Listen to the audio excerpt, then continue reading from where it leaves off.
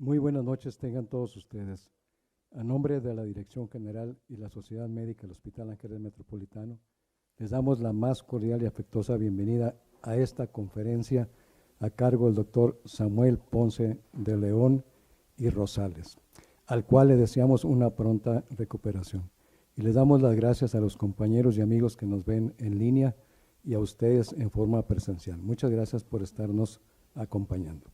A continuación, cederé el micrófono al doctor Jorge Pérez Castro y Vázquez, director médico de nuestro hospital, para que nos haga un breve currículum de nuestro invitado de hoy.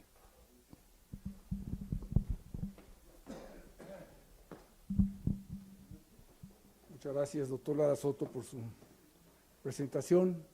Voy a leer una pequeña presentación del doctor Samuel Ponce de León Rosales, nuestro invitado. Él es médico cirujano por la UNAM, hizo residencia de Medicina Interna y Enfermedades Respiratorias en el Instituto Nacional de Nutrición Salvador Subirán, maestría en Ciencias en Epidemiología Hospitalaria y Calidad de la Atención Médica por la Universidad de Virginia en Charlottesville, Virginia, Estados Unidos.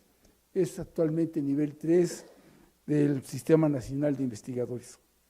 Actualmente también es profesor titular de Medicina en la Facultad de Medicina de la Universidad Nacional Autónoma de México, coordinador del Programa Universitario de Investigación en Salud de la misma universidad, coordinador de la red del Plan Universitario de Control de las Resistencias Antimicrobianas, PUTRA, del Seminario Permanente de Bioética y coordinador de la Comisión de Respuesta a la Epidemia COVID-19 de la Universidad Nacional Autónoma de México.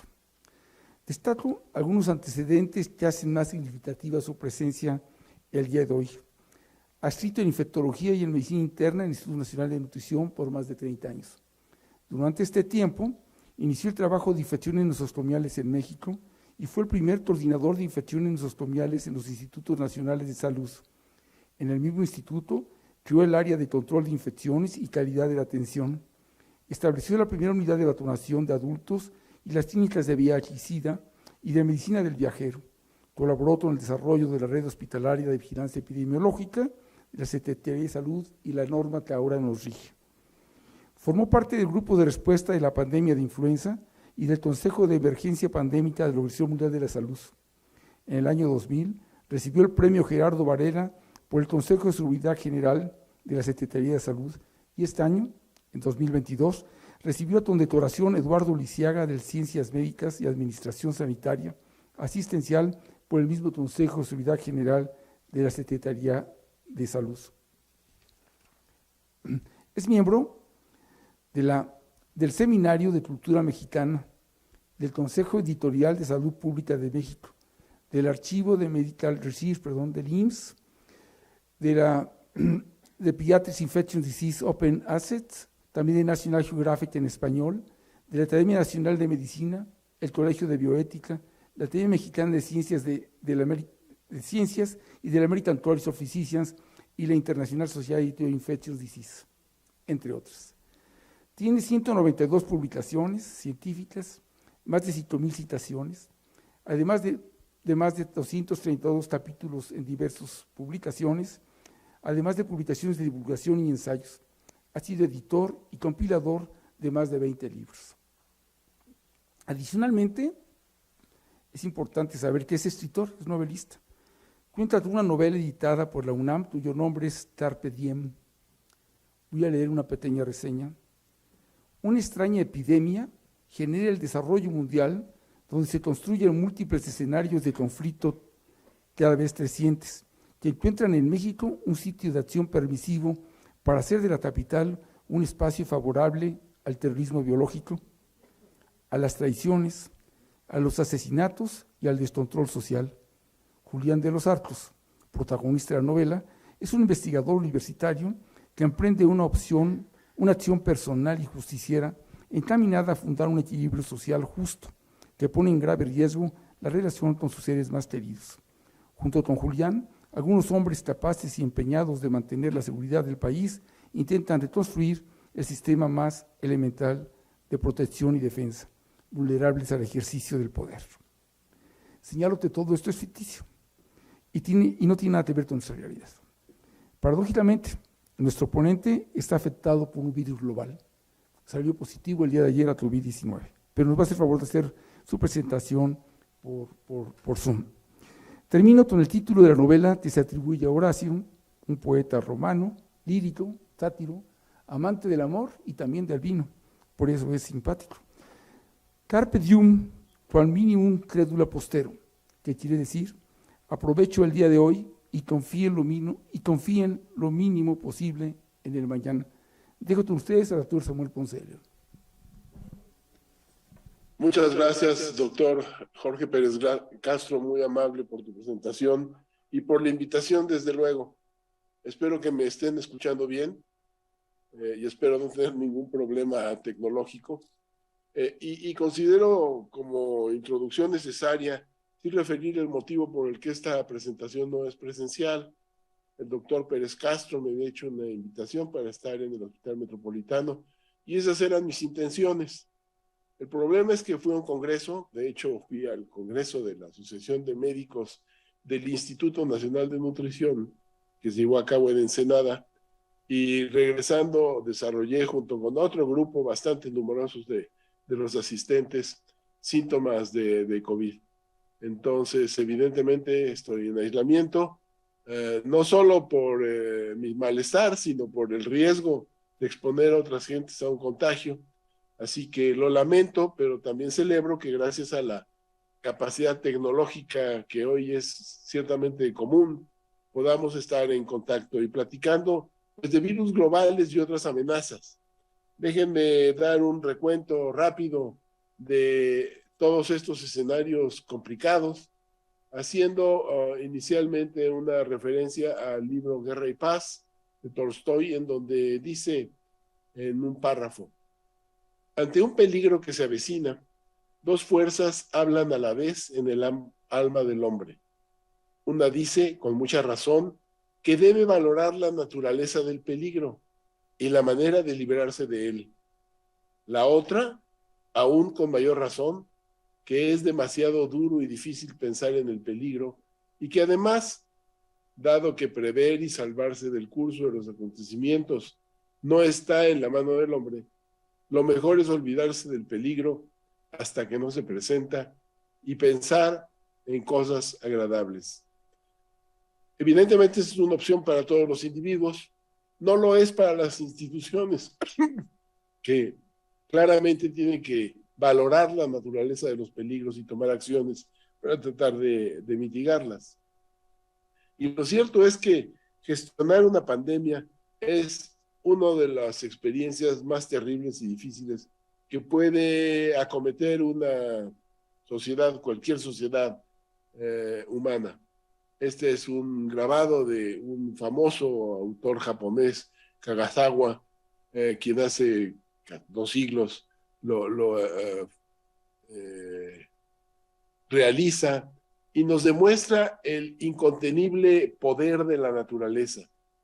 En un mundo, en un horizonte que está en calma, atrás se ve el monte Fuji, no se ven signos de tormenta y los pequeños esquifes de los marineros quedan a merced de una inmensa ola que seguramente va a ser pedazos de las embarcaciones y ante lo que no hay posiblemente nada que hacer, por lo menos entonces. Así que esquivar esto de la mejor manera posible es ciertamente un negocio en donde no hay forma de que las cosas salgan bien, no hay manera de que se den buenas cuentas, no hay buenos resultados en una pandemia.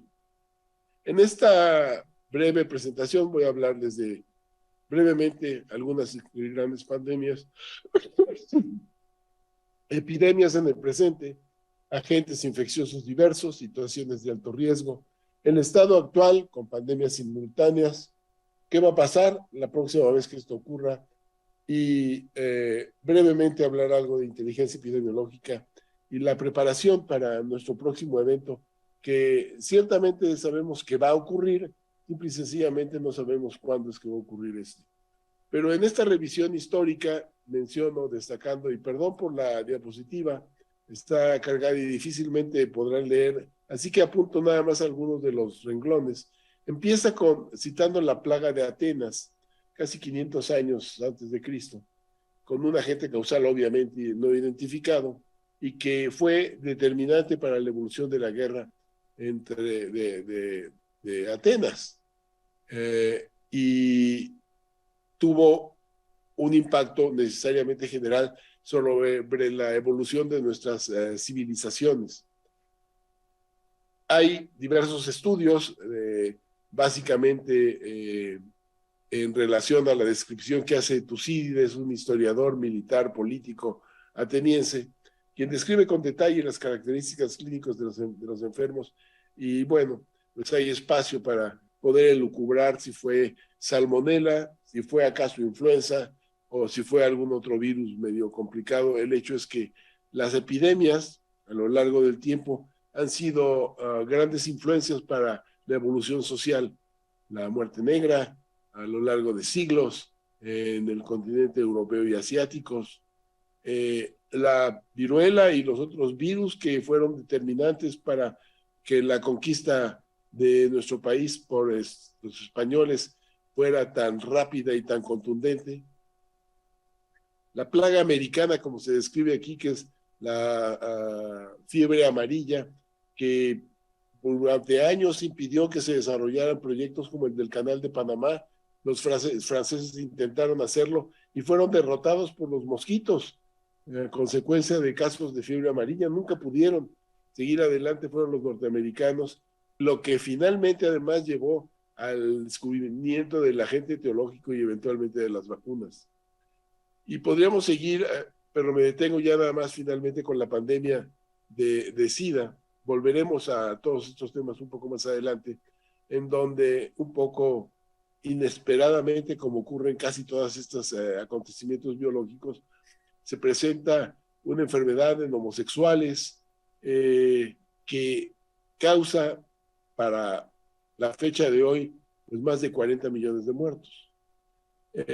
Y con la desafortunada situación en donde teniendo todas las herramientas para poderla controlar, no lo hacemos por muy diferentes motivos.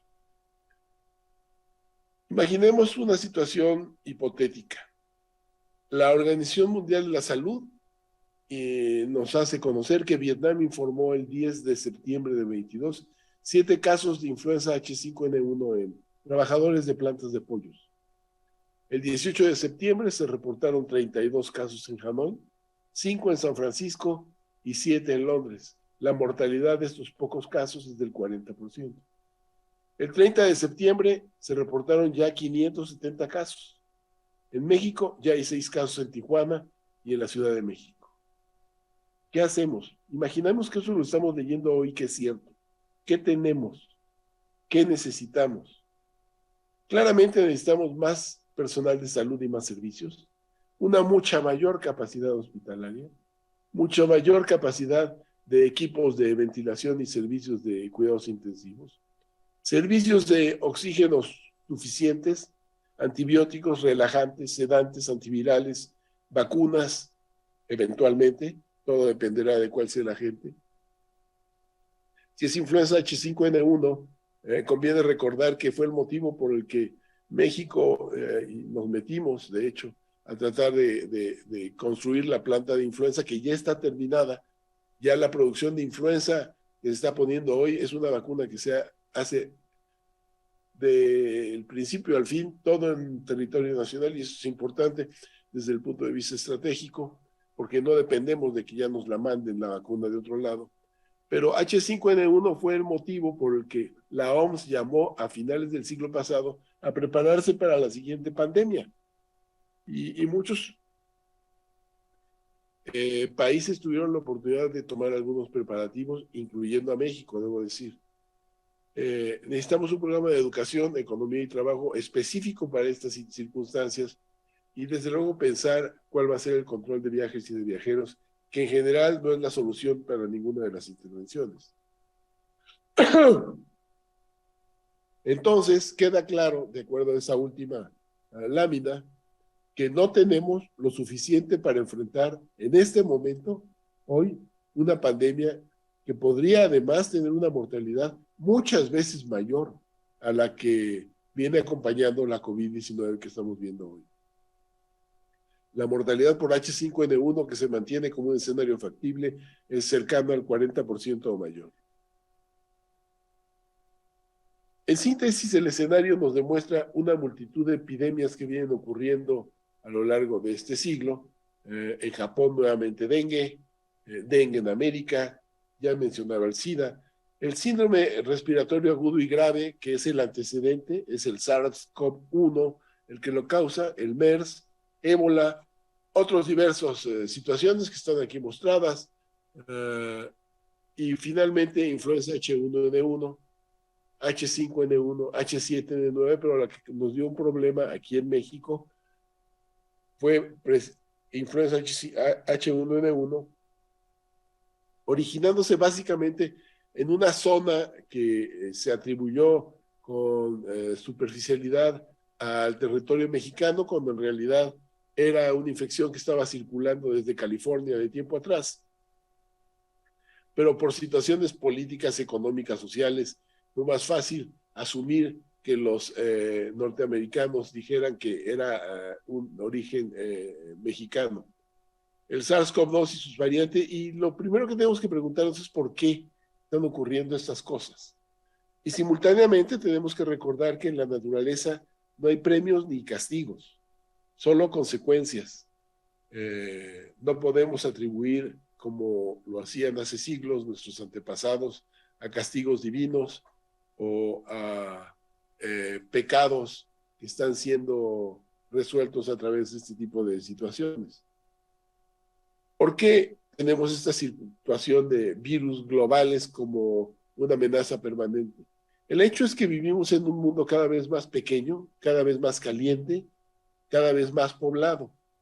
Más pequeño porque la velocidad, y lo iremos viendo, de viaje es cada vez más rápida, más caliente por situaciones evidentes, lo veremos en algunas gráficas, pero ya lo vivimos nosotros, y también más poblado como también lo vivimos, con una circulación explosiva de humanos, animales, vectores y productos.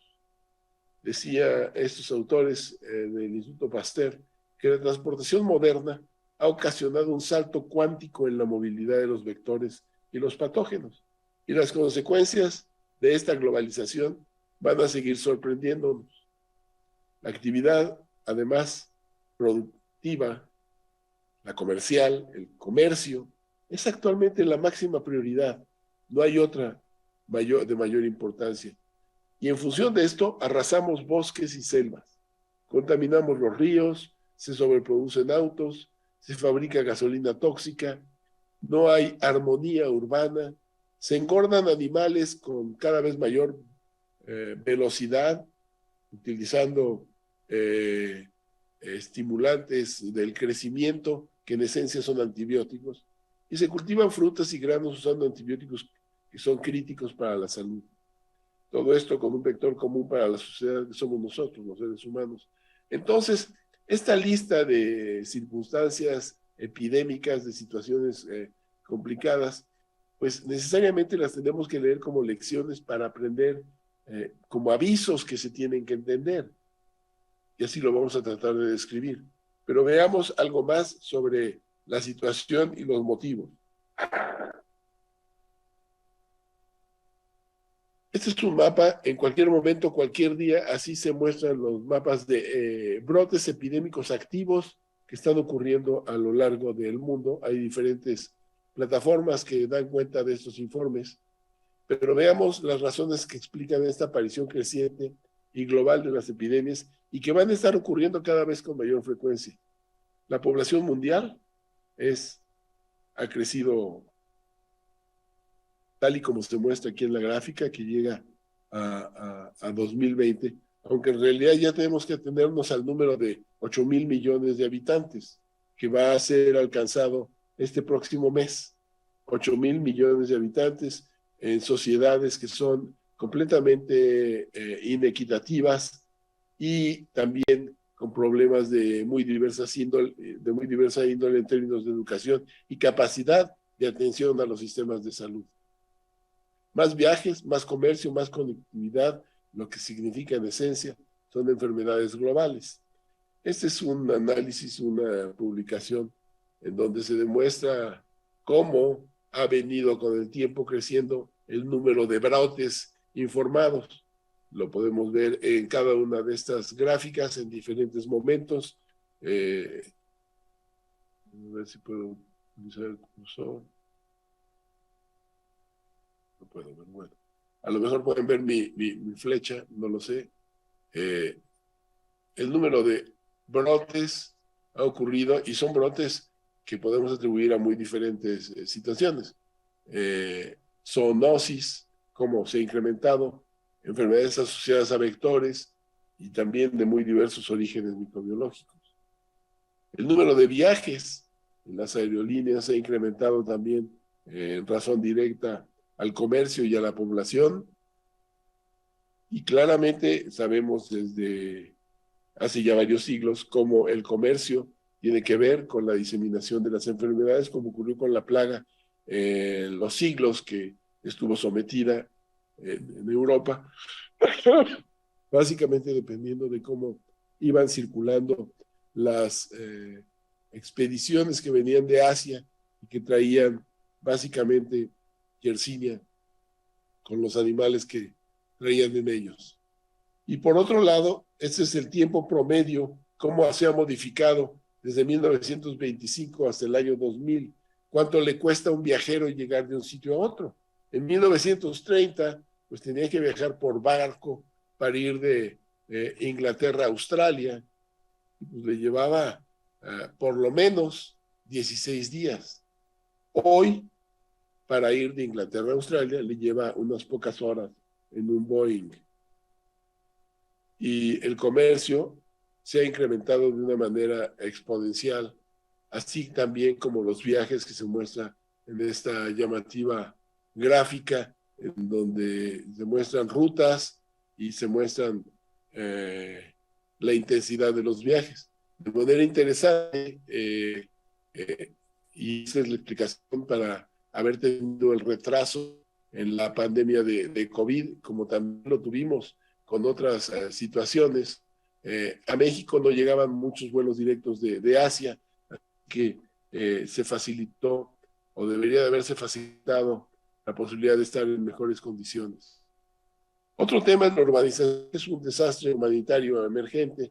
Ustedes pueden ver estas urbanizaciones en Brasil, pero lo vemos en nuestra ciudad, aquí en México, cómo siguen habiendo un desarrollo inmobiliario prácticamente con muy pocos controles y ciertamente no acompañado del desarrollo urbano general que requiere, porque pueden aparecer en alguna colonia 25 edificios con capacidad para miles de familias y no aumenta de esa manera las vías de circulación, ni los servicios de agua, ni los servicios de drenaje, ni los servicios médicos, tampoco aumentan.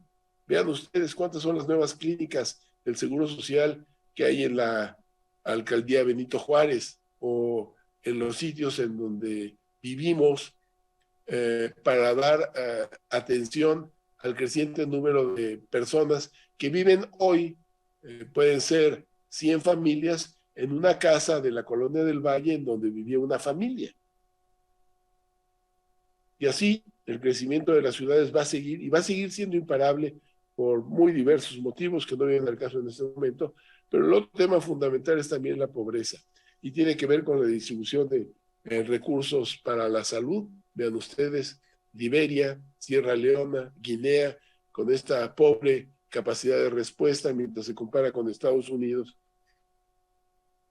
Y esto además agravado por situaciones de migración que es básicamente empujada por la pobreza y por los cambios que hay en relación al calentamiento global, que también acontece para un mayor número y rápida distribución de las epidemias. El calentamiento global es algo que es difícil de entender cómo hay agentes que siguen creyendo que esto no ocurre. Estos son registros de la variación de la temperatura en un mes de julio con respecto a la media del siglo XX. Vean ustedes cómo ha venido aumentando la temperatura Como esto además se acompaña de terribles crisis de incendios en Estados Unidos, en Canadá, en México, en Europa, en España, en Portugal, prácticamente en todos los países, y cómo estamos viendo que nuestros lagos y ríos se van secando y se van perdiendo una cantidad de posibilidades de tener una mejor vida también de manera dramática, como aumenta las emisiones de CO2, también, nuevamente en los últimos años fundamentalmente, y cómo se ha venido disminuyendo el permafrost y los hielos en los polos. Para acabarla, todavía tenemos además la guerra con su gasto militar y las muertes, y lo señalo en particular porque es muy interesante ver un poco cómo se suceden estas cuestiones, y quizás vale la pena abrir un paréntesis. Ustedes recuerdan cuando la Rusia invadió Crimea hace varios años, cómo la OTAN inmediatamente desplegó una fuerza de respuesta en muy poco tiempo, en menos de 2 semanas, pudo ubicar en el territorio de Crimea miles de soldados, vehículos, comunicaciones, transportes, hospitales para esto, con el gasto que implica todo esto, desde luego la capacidad, la logística para realizarlo, y esto no lo puede hacer la OMS en ninguno de los eventos epidémicos que hemos visto. También vale la pena, ya metidos en esto, citar que en México, entre 1982 y 2020, el número de homicidios dolosos fue de 606,000, un poco más. El número de muertos por COVID apenas en estos 2 años, oficialmente son 350,000, sabemos que son muchos más, puede ser el doble, pero es una cifra parecida al número de homicidios dolosos. Y sin embargo, lo que se gasta entre seguridad y salud es completamente diferente. Se gasta mucho más en seguridad que en salud. Se gasta mucho más en la industria militar que en salud. Y esto tiene consecuencias como las que hemos estado viviendo a lo largo de estos más de 2 años. Esta es la evolución del gasto militar mundial, como ha venido incrementándose, que no es el caso además para los presupuestos de la OMS o de PAJO o de estos organismos internacionales que requerirían tener fluidez económica para poder responder con atingencia a todas estas situaciones. Entonces, esto que estamos viendo hoy en relación al número de epidemias que van creciendo, lo vamos a seguir observando a lo largo de las próximas décadas. Nuevamente lo mismo, solo estoy señalando. Empezamos por el SARS en 2002 y vean esta cantidad de brotes, epidemias diferentes, como viene creciendo y va a seguir creciendo.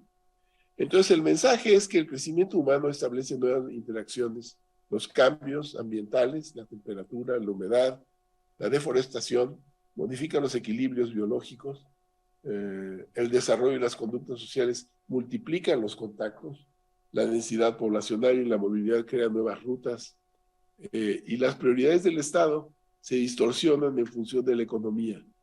Lo que importa es la inversión y no importa la seguridad, o importa menos. Así que estos son heraldos de una nueva época de riesgos mayores. Hoy tenemos además, y señalo básicamente los 3 últimos puntos después de SARS, viruela símica, que aparece nuevamente también. Y este es un ejemplo muy claro de cómo nuestra capacidad de comunicación es muy pobre. Es una enfermedad que no es fácilmente contagiable.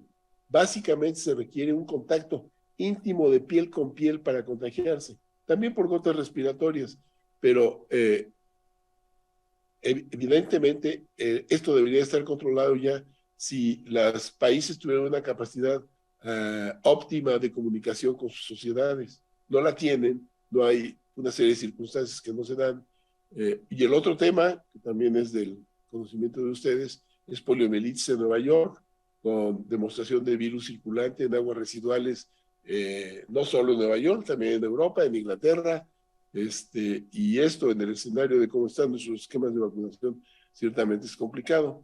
Y más allá de todo esto, evidentemente la genética microbiana, la genómica y el desarrollo de herramientas nos permite tener un buen seguimiento de esto y nos permitiría estar anticipándonos a estas situaciones. Los sistemas de vigilancia desde uso de sustancias adictivas, antibióticos, características de la resistencia a los antibióticos o virus circulando, se pueden hacer en aguas residuales de las ciudades y los cambios que nos muestran estas van a ser evidentes en la clínica o en la epidemiología varias semanas después, pero hay que estarlos vigilando y atendiendo básicamente lo que ocurre. Vamos a ver otras historias como esta, que ustedes la mayor parte conocen bien, que este es el primer reporte de neumonía por Pneumocystis carini en junio 5 de 1981. La primera noticia que teníamos de que estábamos enfrente, no lo sabíamos entonces, de una pandemia de las características que ha tenido el SIDA en nuestras sociedades, una enfermedad para la que no había tratamientos, para la que no había pruebas de diagnóstico y para la que sí sabíamos que rápidamente a través del estudio epidemiológico de los casos se identificó que ocurría básicamente en varones homosexuales, básicamente en relación a actividades promiscuas, pero simultáneamente el mensaje no se entendía y se atribuía incluso con corrientes muy fuertes a otro tipo de circunstancias, incluso religiosas.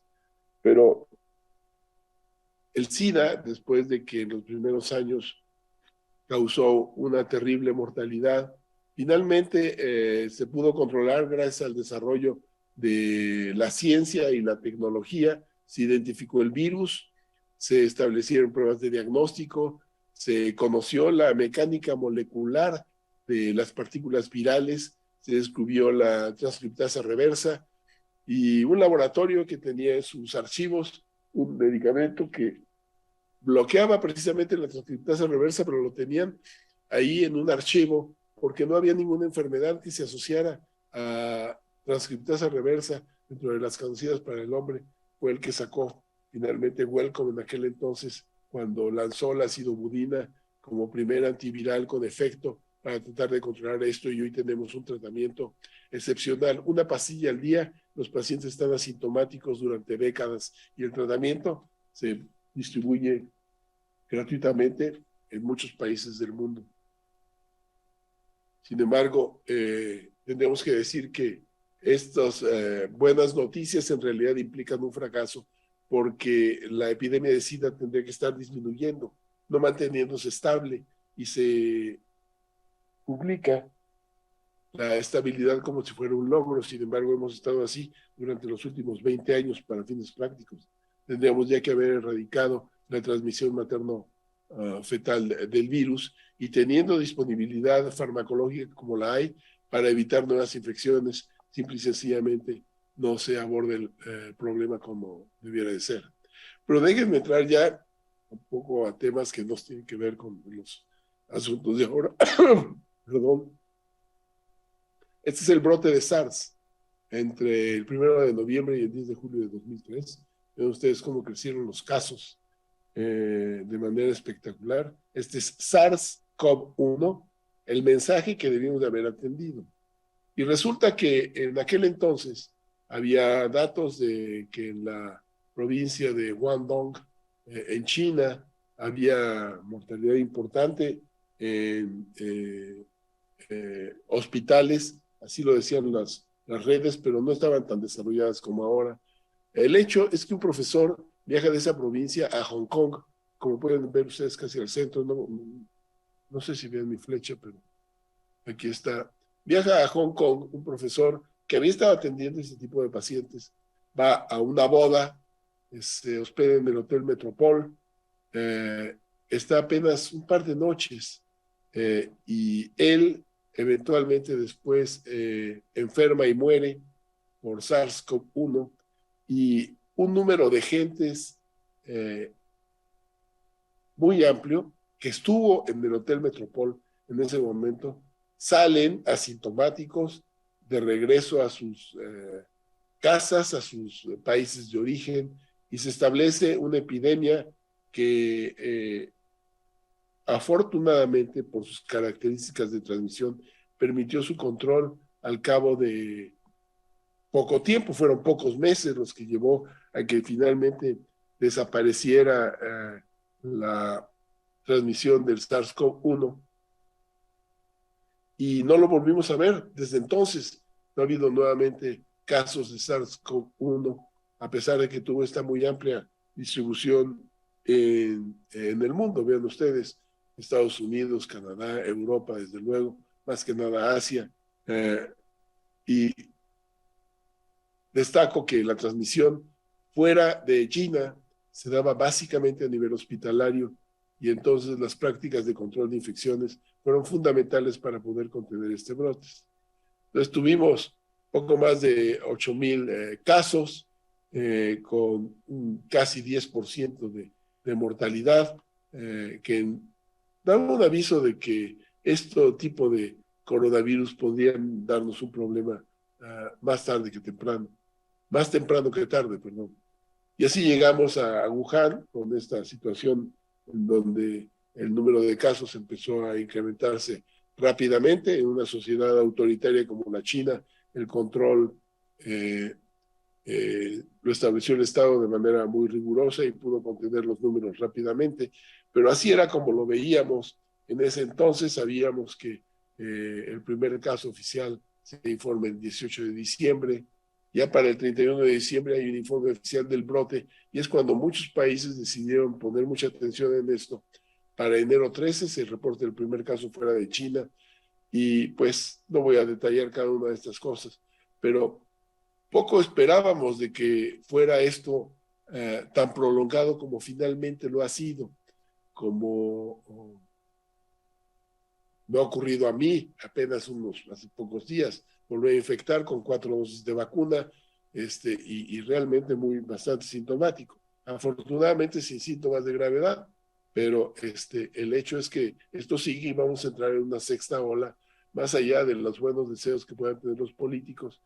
También aprovecho para abrir un paréntesis y decir que la política en general es muy mala compañera de la epidemiología. Yo creo que tienen que recorrer caminos similares pero paralelos, no mezclarse como desafortunadamente se ha hecho a lo largo de la pandemia en todos los países, en unos más que otros desde luego, pero es una mala combinación. Y entonces, pues la pandemia ha sido a lo largo de este tiempo ir caminando sobre hielo muy delgado, en medio de la controversia y sumergidos entre la ideología y la pérdida de la objetividad, tratando de calificar continuadamente la gestión y haciendo comparaciones pues equivocadas, inevitables pero equivocadas, atendiendo lo que podríamos o lo que se subrayan como errores y dejando para después, como siempre, las tareas pendientes. El hecho es que hoy pues vemos una gran cantidad de variantes. Afortunadamente, en realidad lo que estamos viendo ahora son subvariantes. Estamos viendo, todo lo que estamos viendo es derivado de Omicron, como ustedes pueden ver aquí en la lámina. Y ya estamos un poco tarde en esta lámina, porque ya estamos hablando de nuevas variantes que son las que están acelerando esta nueva transmisión del virus en Europa y seguramente también en Estados Unidos y México, como es el caso. Nuevamente yo estoy viendo muchos pacientes con COVID, a diferencia de lo que ocurría hace un par de meses. Y tenemos una inmensa cantidad de muertes y una inmensa cantidad de hospitalizados y un inmenso impacto en la economía del mundo. Aquí los casos a nivel mundial, 611 millones, que son evidentemente reflejo de simple y sencillamente una subvaloración de lo que está ocurriendo. Si ustedes me dicen que lo multiplicamos por 10, fácilmente lo podemos multiplicar por 10. Yo pensaría que en México más del 90% de las gentes ya tenemos inmunidad para COVID, afortunadamente, la gran mayoría por infección natural, y desde luego también la campaña de vacunación ha sido excepcionalmente intensa y yo diría que muy buena. Las defunciones también evidentemente subvaloradas, no tanto como los casos, porque el dato de mortalidad es un dato muy duro, pero sí desde luego calcular en 7 millones, esto es quedarse por abajo, yo creo que por lo menos el doble puede ser fácilmente más, una cifra más real, y también lo mismo para México.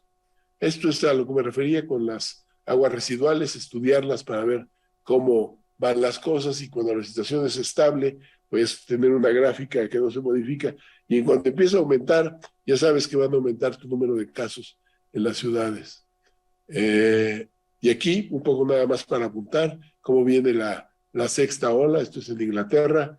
Vean cómo se va configurando la gráfica hacia el final, y vean cómo para pues, principios de octubre ya venían subiendo en Europa estos casos. Alemania actualmente está un poco complicado. Y en México estamos pues, todavía sin muchos visos por las características de nuestros sistemas de vigilancia, pero vamos a ver cómo va creciendo poco a poco.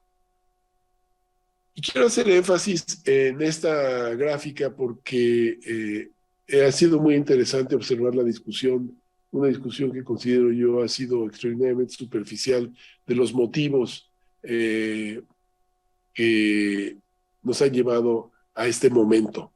México, y lo sabemos todos nosotros, todos los trabajadores de la salud, doctoras, doctores, enfermeras, enfermeros, todos los que estamos involucrados, desafortunadamente nuestro sistema de salud es precario y ha venido deteriorándose a lo largo de las últimas 3, 4 décadas. Terriblemente. Los salarios son exiguos, insuficientes, los hospitales están deteriorados, los equipos no tienen mantenimiento, y vean ustedes cómo este par de gráficas nos señalan en el lado izquierdo de su pantalla número de camas de hospital por cada 1,000 personas en porcentajes. Y vean ustedes dónde está México. Está a nivel de Santa Lucía. Muy por abajo de la media en América Latina y el Caribe, y desde luego muy para abajo de lo que tiene el mundo. Y en camas de hospital, el lado de la gráfica del lado derecho, perdón, camas de hospital de atención aguda por cada 1,000 habitantes, pues simple y sencillamente México es el último lugar entre los países de la OCDE. Y entonces, cuando los exsecretarios de salud salen a decir que están sorprendidos por la mortalidad, yo digo, bueno, ¿dónde estaban? Afuera de estar ocupándose de la limpieza de su escritorio en Lieja. ¿No sabían qué sistema de salud tenían? Evidentemente no lo sabían, porque por lo menos hoy fingen estar sorprendidos cuando la situación en nuestro país realmente era precaria y era previsible por todas partes que íbamos a tener problemas muy graves en esta situación. Pasamos a viruela símica, nada más para recordar algunas cifras, un problema que ha venido creciendo, que seguramente va a bajar y que se va a mantener de una manera endémica en muchos países, desafortunadamente, básicamente por una falta de responsabilidad cívica, por un lado, muy importante, y esto es consecuencia de una terrible educación a nivel social. No hay una responsabilidad para tratar de limitar la transmisión de estos casos. Sigue habiendo fiestas, sigue habiendo reuniones en donde el riesgo de adquirir este tipo de infecciones es alto, y entonces finalmente la situación es inevitable. El problema de poliovirus, ya lo mencioné rápidamente, llevamos por lo menos casi 20 años tratando de celebrar la erradicación de la polio, y cada vez que se va a celebrar tenemos que decir, bueno, no, dentro de 5 años más. Dengue, como otro problema que viene creciendo. Vean ustedes la gráfica para México de este año. Vamos a tener problemas nuevamente también con dengue, básicamente en función de lluvias y de todo este desequilibrio en términos de clima que estamos viviendo. Y el secretario de la OMS, en donde desafortunadamente entiendo que tienen una limitación de recursos evidente, pero celebra que estamos con el fin de la pandemia a la vista, cuando todavía nos falta un buen trecho, y el mensaje es complicado porque se da en un momento en donde vimos cómo se presentó influenza en el hemisferio sur muy intensa, y entonces dar el mensaje en el hemisferio norte cuando está empezando la temporada de influenza y en la configuración de la sexta ola de COVID en este momento. Así que no facilita la comprensión de la gente en seguir utilizando las precauciones que son realmente las que han venido a contener la transmisión de manera más significativa. Bien, ya voy terminando. Epidemias, eventos emergentes y política. Para ahora llevamos 34 meses de continua transmisión de COVID-19 con las cifras que ya revisamos. Considero, ya decía también, que el análisis ha sido superficial, incluso en ámbitos altamente calificados. Teníamos un estado del sector salud al principio de la pandemia en las peores condiciones posibles. Y ahora se trata de comparar estas cifras que tenemos en México, que debo decir también que tenemos un buen sistema de vigilancia, no es óptimo, pero es en comparación con el resto, con muchos de los países del mundo, esto es algo que ha mejorado a lo largo de las últimas décadas. Tenemos un buen sistema de vigilancia epidemiológica que nos da cuenta buena del número de fallecimientos, por ejemplo. Y esto lo comparamos con países cuando se hacen los totales, los grandes totales que les gusta hacer a los políticos y pretenden comparar la mortalidad entre los diferentes países o con la mortalidad global, cuando África, que es un continente inmenso, no está reportando para fines prácticos ninguna de las cifras relevantes, cuando buenas partes de América Latina tienen un sistema de reporte muy, muy bajo, y cuando la gran mayoría de los países asiáticos tienen también problemas de reporte muy bajo. Pero aquí, cada vez que lo mencionan los políticos, dicen, o los críticos, los comentaristas, que se convierten en genios de la epidemiología y de la salud pública y de la virología, y dicen, pero México tiene el mayor número de muertes en el mundo, y realmente saben poco de lo que hablan. Apenas oía una comparación que trataban de establecer entre ébola o influenza con COVID. Y decían, pero ¿cómo es posible si en ébola teníamos una prueba de diagnóstico a los pocos meses del ébola y en COVID tuvo que pasar tanto tiempo cuando en realidad ébola la conocemos hace 50 años? Y en 50 años he estado trabajando, incluso las vacunas que se han utilizado hoy tenían como antecedente parte de las vacunas que se han trabajado con ébola. Así que el análisis requiere de una mayor profundidad. Y como consecuencia no hay todavía lecciones aprendidas bien estructuradas. Seguimos viviendo la polarización terrible, no nos permite ver con claridad y hacer análisis objetivos para tomar decisiones. Porque finalmente, desde mi punto de vista, las únicas lecciones aprendidas son aquellas que se derivan en políticas públicas que se ejercen. Entonces, hoy una lección aprendida sería duplicar el presupuesto en salud. Una lección aprendida tendría que ser aumentar el número de la infraestructura en salud, mejorar, aumentar, tener 5 o 6 institutos de virología en México, proveer de los recursos suficientes a las instituciones que están trabajando con vacunas, y desde luego mantener un sistema de vigilancia epidemiológico mucho más comprensivo, más amplio en términos de lo que conocemos como One Health y que involucra a los animales y a las plantas.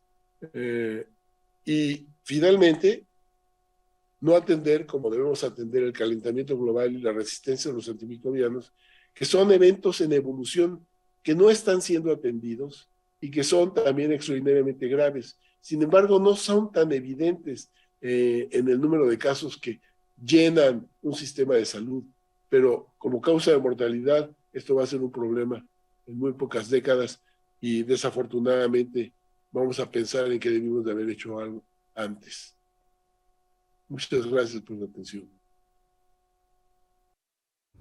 Plática, sin duda, nos ilustra y nos apanica en algunos de los aspectos de nuestra vida cotidiana y de lo que estamos dejando en este mundo para nuestros predecesores, para los que nos van a continuar en la vida de nuestros hijos, nuestros nietos. Pongo a disposición de ustedes, señores del auditorio, si tienen alguna pregunta, algún comentario. Adelante, doctor Ochoa, si es tan amable. Gracias, doctor Ponce de León, muchas gracias por decirnos verdades. Pero lo triste es que estas verdades son de hace muchísimos años, de la Edad Media prácticamente. La causa número 1 de muertes ha sido las infecciones, como le mencionaba, las guerras y la hambruna.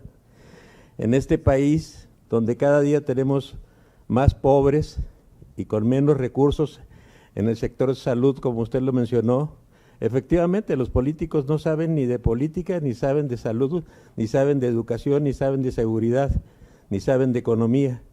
Y cada día nuestro país, por desgracia, no escapa a muchos del mundo donde estemos pasando por estas circunstancias tan crueles y tan lamentables, y donde realmente hay poco que hacer porque no hay la disposición del gobierno federal de enfrentar los problemas que tenemos en México. Muchas gracias, doctor.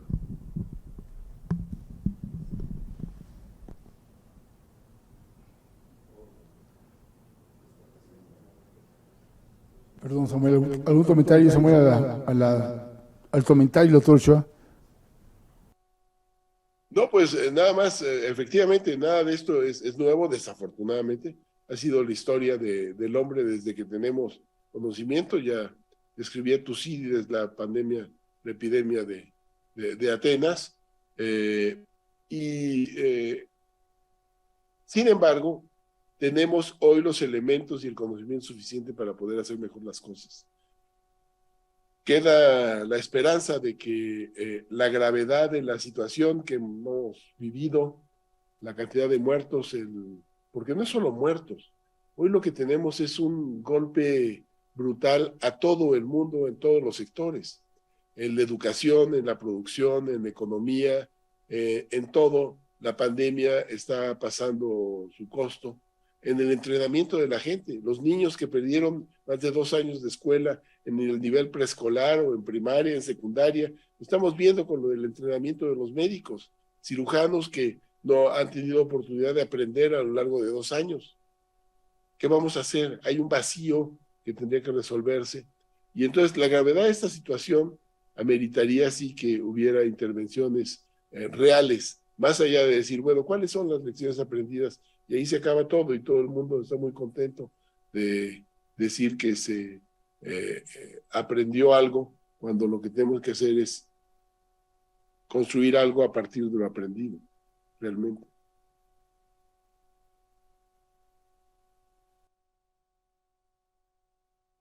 Se ha hablado que en las guerras la medicina ha crecido y ha dejado cosas positivas. Quiero pensar que las pandemias, las vacunas son algo maravilloso que nos ha dado mucho apoyo y mucho crecimiento, pero ¿qué otra cosa más aparte de las vacunas? ¿Cuál sería lo realmente positivo de todas estas pandemias? Y que me gustaría enfocarme a esta última. Y otro cuestionamiento se me viene a la mente, está bien, los gobiernos, el problema político, la sociedad, pero ¿qué nos tocaría hacer a cada uno de nosotros, en nuestro entorno, en nuestro microuniverso? ¿Qué tengo yo que hacer para que las cosas vayan mejorando? Hacer más sustentable la vida cotidiana. ¿Cuál sería la recomendación de un infectólogo como tú, como un epidemiólogo que tiene una visión de salud pública muy diferente a de un cirujano como yo? Tendría yo que ir haciendo día a día para poder vender esa idea y generar un ambiente cada vez más propositivo. Bueno, empiezo por este último comentario que hacías, porque cuando dices un cirujano como yo, evidentemente eres un cirujano que trabaja cotidianamente en los quirófanos, y hoy hay una propuesta de quirófanos sustentables. Resulta que uno de los sistemas que produce más basura, uno de los sistemas que gasta más, es precisamente la atención hospitalaria. Entonces, y que se ha agravado además con la pandemia, por el uso de cubrebocas, el uso de máscaras, el uso de geles, el uso de todo eso. Tendría que haber un manejo muy racional tratando de establecer la mejor manera de disminuir la carga que estamos teniendo a nivel de la práctica médica, y esto es en general. Aquí no es solo la pública, sino también la privada, en términos de cómo podemos hacer nuestros quirófanos más sustentables, cómo podemos hacer nuestros hospitales más sustentables, utilizar racionalmente el agua, etcétera. Son ejercicios que tiene que hacer cada hospital, y que entiendo que ya hay varias propuestas a nivel global. En México tendríamos que que hacerlo muy enfáticamente. Además de que en México tenemos la urgencia por tener más hospitales, ¿verdad? Pero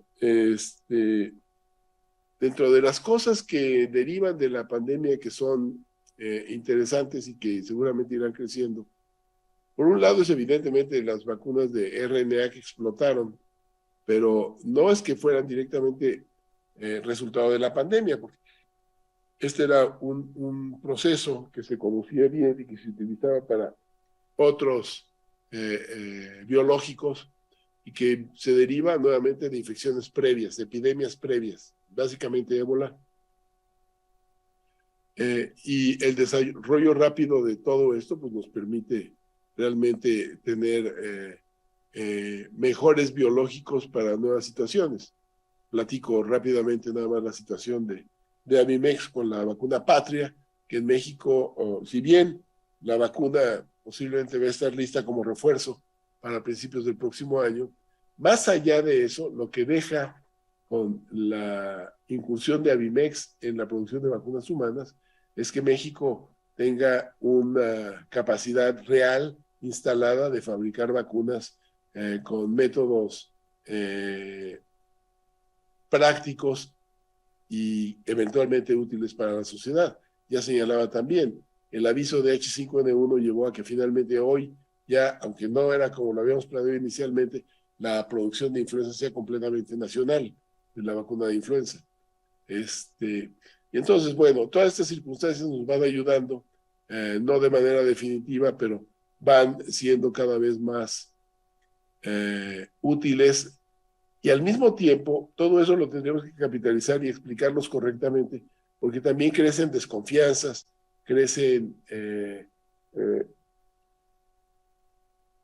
situaciones como los grupos que no tienen confianza en las vacunas, como consecuencia nuevamente también de procesos de información y educativos muy, muy deficientes.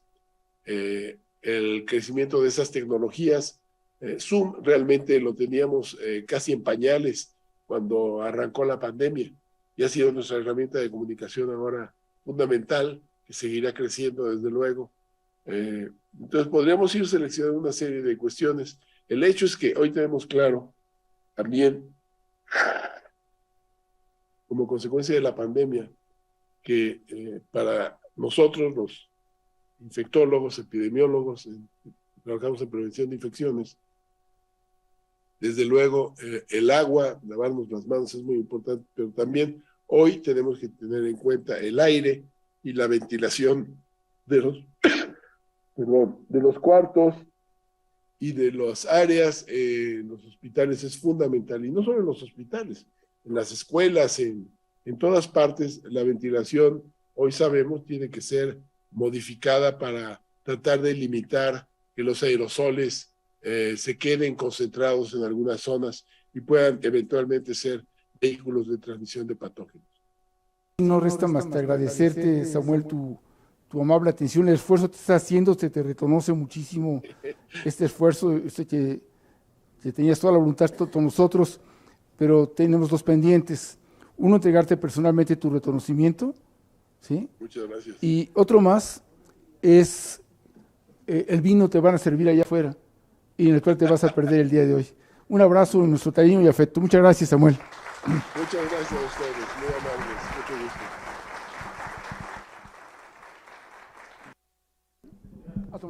Muchas gracias a todos los asistentes, tanto personales como aquellos que nos han acompañado por vía remota.